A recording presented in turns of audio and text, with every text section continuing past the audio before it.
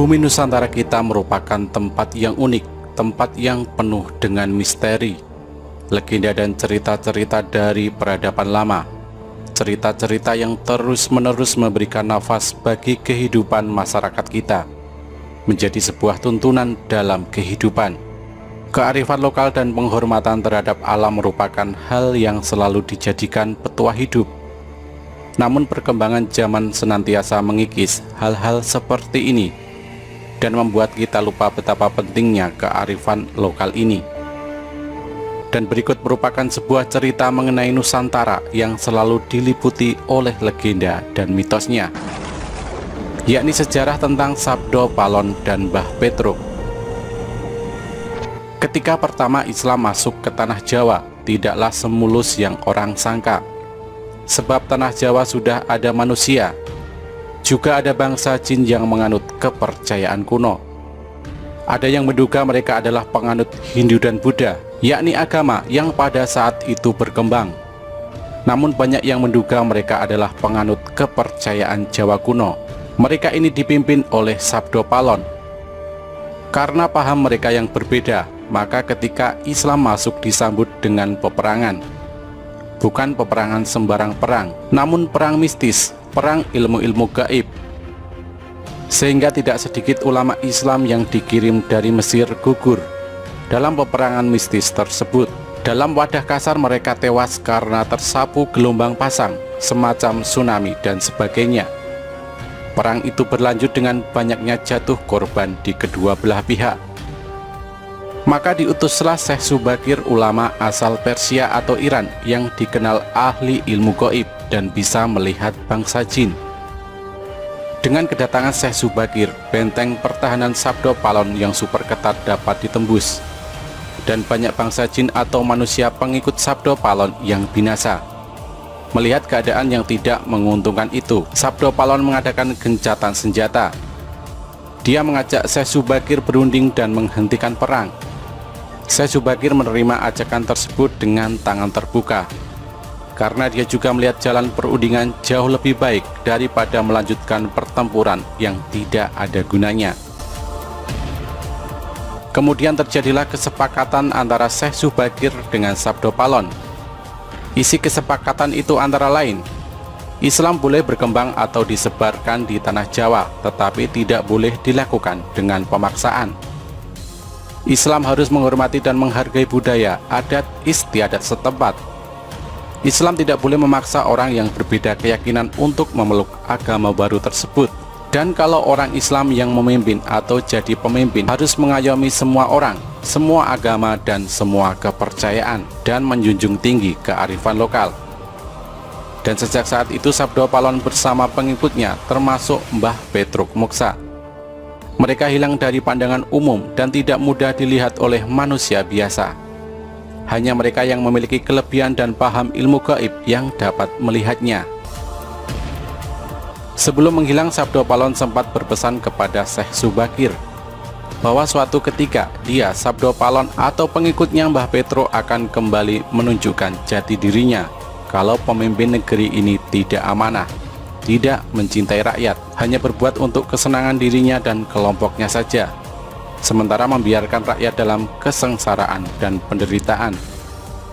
Kemunculan Sabdo Palon dan para pengikutnya Mbah Petruk untuk menagih janji, sekaligus mengingatkan agar para pemimpin negeri ini segera sadar, ingat rakyat dan ingat bangsa. Kalau tidak, selain akan banyak lagi bencana yang akan melanda negeri ini, mereka para pemimpin pada gilirannya juga akan menerima bencana. Bahkan bencana yang akan menimpa mereka lebih dahsyat, lebih mengerikan dan menakutkan. Inilah serat Sabdo Palon, penguasa gaib tanah Jawa. Serat yang pertama. Podo siro ngelingono carito ing uni-uni kang kocap ing serat babat-babat nagari Mojopahit. Nalika duki nguni Sang Abrawijaya Prabu Pansamyo pepanggihan kalian jeng Sunan Kali Sabdo Palon Noyo Genggong Rencangiro. Ingatlah kalian semua akan cerita masa lalu yang tercantum di dalam babat sejarah babat negara Majapahit. Ketika itu Sang Prabu Brawijaya tengah bertemu dengan Kangjeng Sunan Kalijaga di ditemani oleh Sabdo Palon dan Noyogenggong. Serat yang kedua, Sang A Prabu Brawijaya Sabdaniro Arumanis nuntun dateng Punokawan Sabdo Palon. Paran karsi jeneng ingsun sapuniki wus ngrasuk agama Rasul. Hehta kakang manira meluwo agama suci, luweh becik iki agama kang mulya. Sang Prabu Brawijaya berucap dengan lemah lembut, mengharapkan kepada kedua Punokawan atau pengiring dekatnya, tapi Sabdo Palon tetap menolak. Diriku ini sekarang sudah memeluk agama Rasul, yaitu Islam. Wahai kalian kakang berdua, ikutlah memeluk agama suci, lebih baik karena ini agama yang mulia. Serat yang ketiga, Sabdo Palon matur sugal, yen kawula boten arsi ngrasuka agama Islam, wit kula puniki yekti ratuning Dahyang Jawi, momong marang anak putu sagung kang Paranata kang jumeneng ing tanah Jawi wis pinasti sayekti kula pisahan. Sabdo Palon mengaturkan kata-kata agak keras, hamba tidak mau memeluk agama Islam, sebab hamba ini sesungguhnya Rada Dahyang, penguasa gaib tanah Jawa, memelihara kelestarian anak cucu penghuni tanah Jawa, serta semua para raja yang memerintah di tanah Jawa. Sudah menjadi suratan karma, wahai Sang Prabu, kita harus berpisah.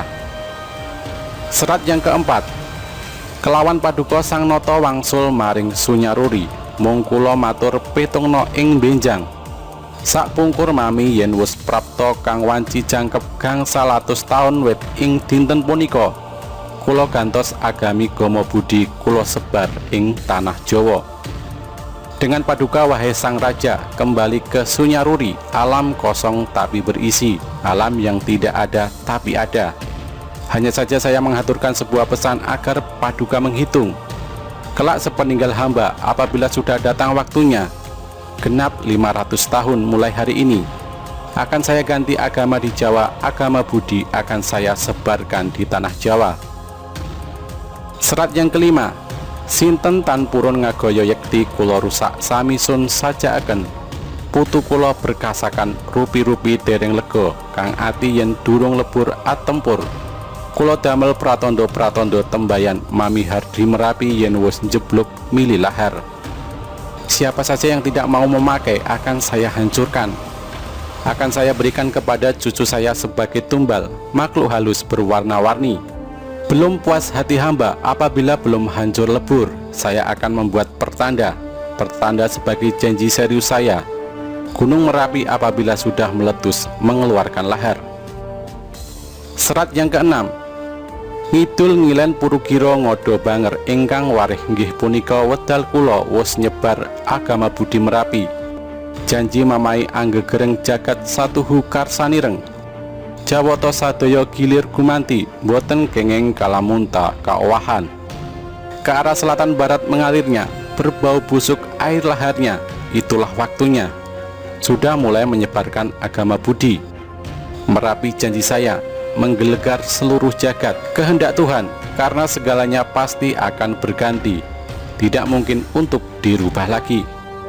Serat yang ketujuh, sangat-sangat ting sangsara kang tuwu ing tanah Jawi, sinengkalan tahunira lawan sabta ngesti aji upami nyabarang kali, prapteng tengah-tengahing kaline banjir bandang, jeroning ngelepno jalmi kathah sirna manungsa prapteng pralaya.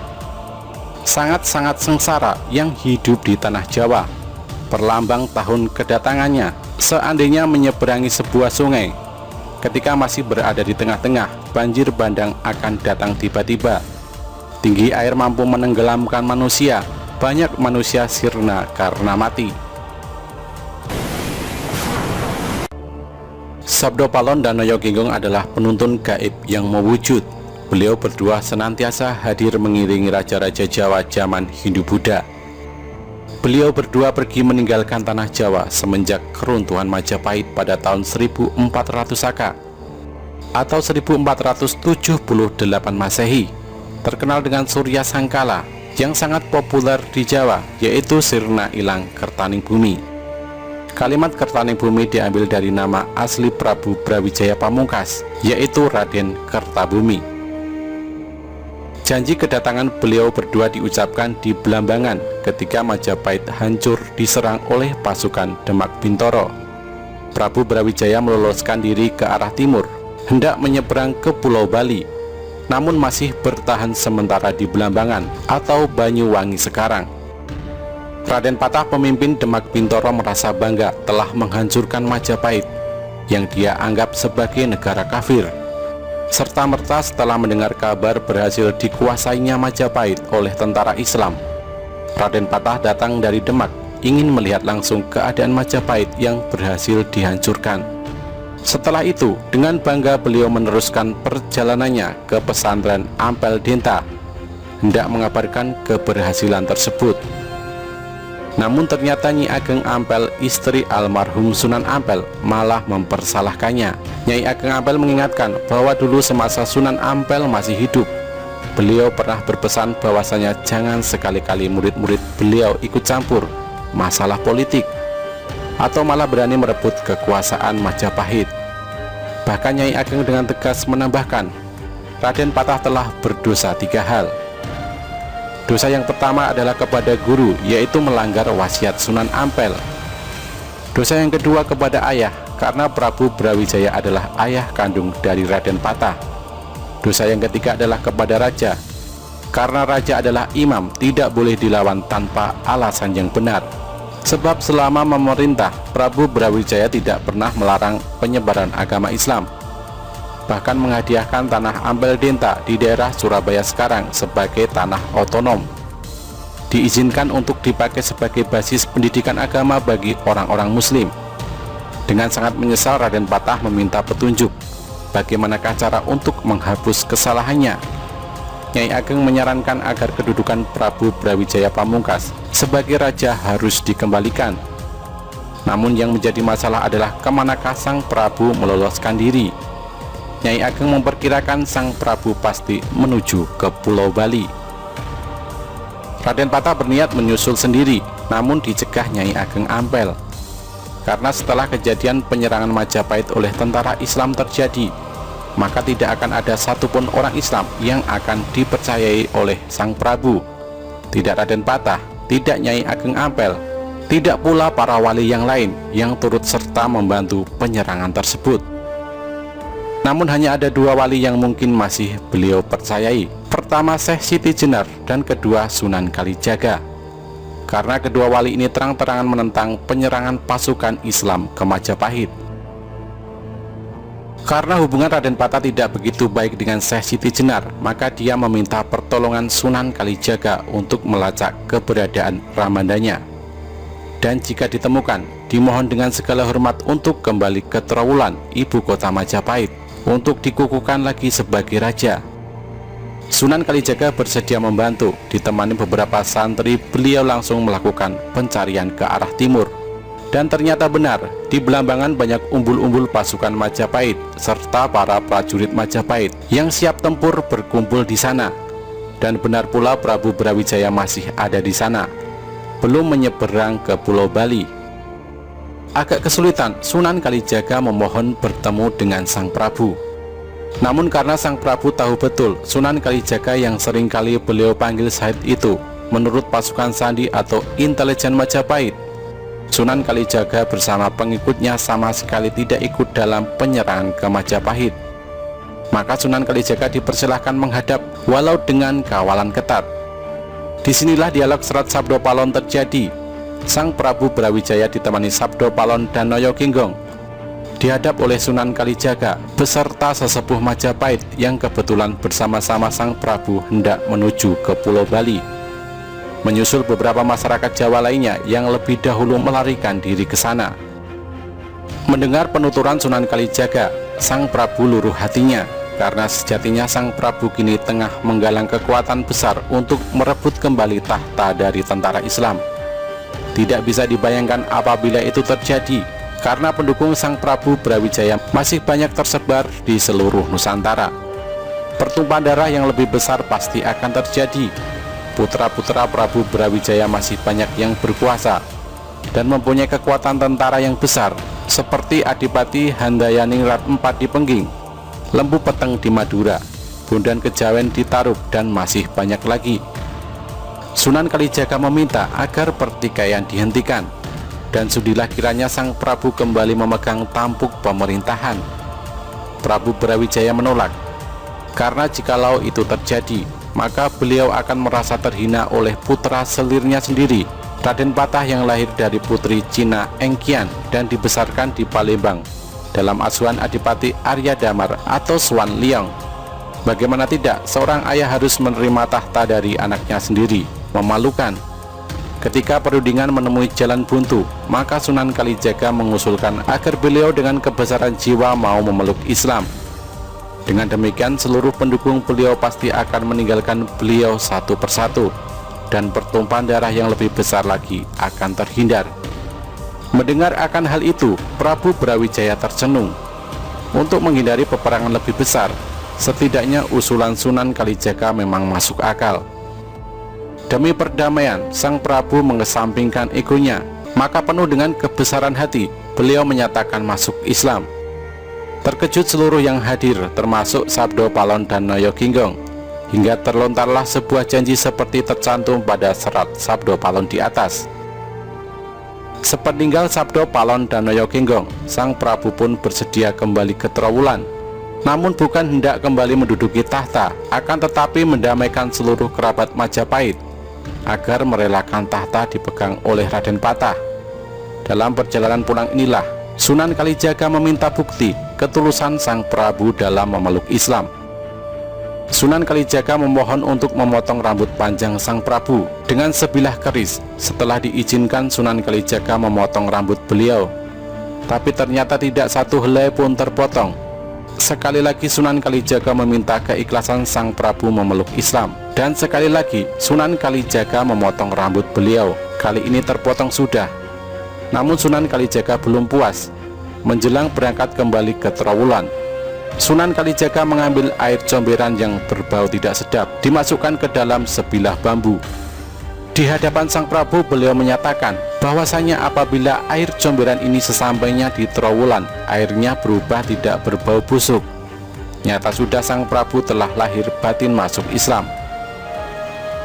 Berangkatlah rombongan itu ke Trowulan.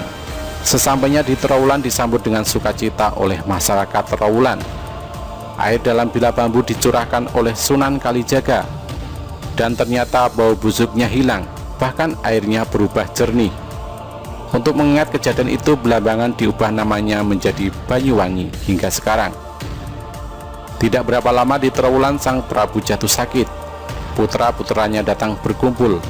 Melalui Sunan Kalijaga, beliau mengamanatkan agar menghentikan pertumpahan darah Hindu-Buddha dengan Islam. Biarkanlah Raden Patah bertahta sebagai raja di Jawa, walau sebenarnya keturunan dari Penginglah yang lebih berhak.